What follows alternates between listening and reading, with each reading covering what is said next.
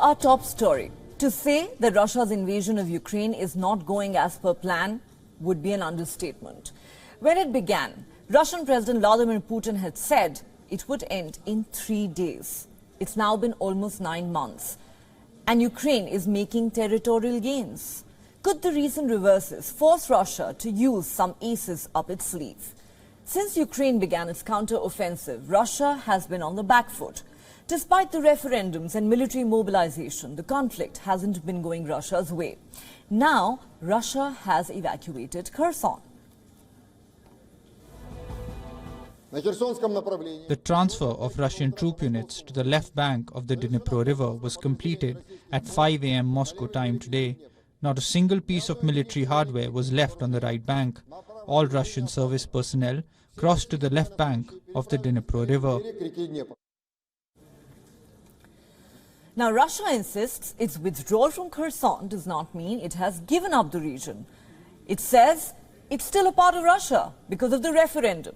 But the visuals of Ukrainian soldiers hoisting the country's flag in Kherson tell a very different story.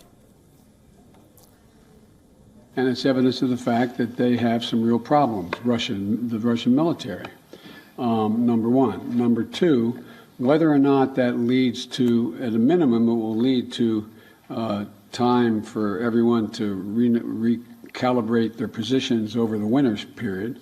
And it remains to be seen whether or not there will be a judgment made as to whether or not Ukraine is prepared to compromise with Russia.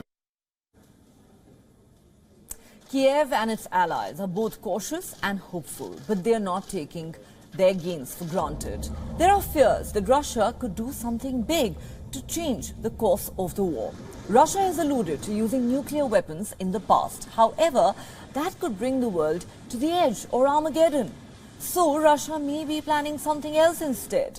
Reports have now emerged suggesting Moscow may be thinking of using EMPs. EMP stands for electromagnetic pulse. An EMP weapon is detonated above a target. The pulse knocks out electronic devices within the blast radius. It can fry critical civilian and military equipment. These weapons could also wreak havoc on civilians' lives. Russia has already targeted Ukrainian energy and water infrastructure. EMP weapons could do more damage, that too on a larger scale. What weapons can generate electromagnetic pulses? Well, some nuclear weapons can, but Russia may not go that route. Instead, it could use non-nuclear EMPs, specifically EMP cannons. Reports say these cannons have a range of almost 10 kilometers. Now, who would use these weapons? They would have to be well-trained forces. After all, the pulse could disable Russian equipment as well. Enter the Spetsnaz.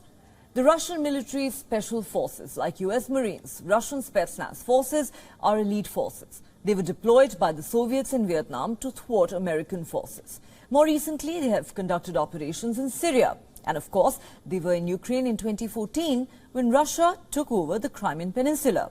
So what happens if Russia uses EMPs? Why is it any different? Remember, these are pulse weapons. Pulse weapons can have a large blast radius. The effects may even enter NATO territory. An EMP may still count as an escalation. And of course, if Russia uses a nuclear EMP, then the results could be absolutely disastrous. For more on this big story, we have with us Daniel L. Davis, joining us from Virginia in the United States. Lieutenant Colonel Davis is a senior fellow and military expert for defense priorities, a retired Army Lieutenant Colonel with 21 years of service, including 4 combat deployments. Thanks so much for joining us once again here on WION. Let me ask you this. According to this new report, as I just mentioned, Russia may be ready to launch a tactical electromagnetic pulse or EMP strike as frustration over battlefield reverses is mounting. We've seen what's happened in Kherson, for example. Now, while Russia's threats of escalation have almost always been interpreted as a reference to the use of traditional nuclear weapons, could Putin have had this new warfare tool in mind all this while? What do you think? Well, I think that he probably has his entire arsenal in mind. I think that he probably constantly analyzes, what the what the cause and effect are, what the potential responses would be, what the cost would be of not using them. And I think we have to absolutely take into consideration that he may employ some of these weapons. As you talked about in your intro there, there's a number of different types of weapons that they have, both including the tactical as well as the strategic, that can blow up over the top of the target, or can be fired from an artillery shell, or even through a cruise missile. And they have different levels of activity and different levels of success. But whatever the case, when they're employed, they have devastating consequences both for military and civilian infrastructure. All right. Daniel Davis, the report also says if Russia decides to launch an EMP strike, it can disable Ukraine's civilian infrastructure in one stroke, leaving the entire country without light, heat, communications or transport. That too at a time when a harsh winter is approaching. Now, an electromagnetic strike could deal a body blow to Ukrainian forces' ability to defend the country. How debilitating do you think such a strike can be? And has this been wargamed by NATO? Are they prepared for it? Yes, it could be just catastrophic because already Russia has severely weakened the infrastructure in Ukraine with traditional cruise missiles and drone attacks. So it would take very little to further the damage and make it just outright catastrophic. So it is definitely something that would be significantly change the dynamics on the battlefield. And definitely NATO has considered this. They've actually studied it in great detail. There was, in fact, the United States had a report that came out in January 2021 that talked about, the threat to the United States of such an EMP weapon and how it would be used. So it's something they give a lot of threat to. And it actually also exposes that, NATO tries to harden its infrastructure against these kinds of attacks. But Russia has now some weapons that basically double the caliber of electromagnetic pulse that's necessary or that would be used, and it would even overcome that. So it's a real concern for NATO.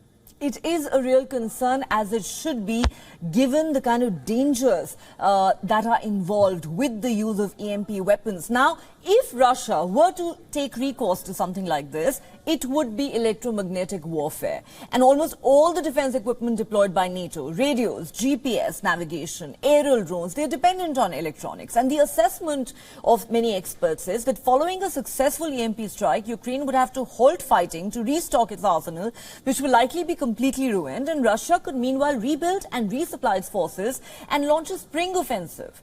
Now, at this point, China and North Korea are the only other countries that have EMP capabilities. If Putin uses these, will it change the future of warfare itself? Oh, I don't think there's any question about that. It would be a devastating response and change everything because, number one, no one's ever seen anything of this caliber that's been used. It's all been theoretical. And for it to actually be employed on the ground would just change the whole dynamics, because then the question is, what are you going to do in response? The idea that we would do nothing seems to be pretty far-fetched.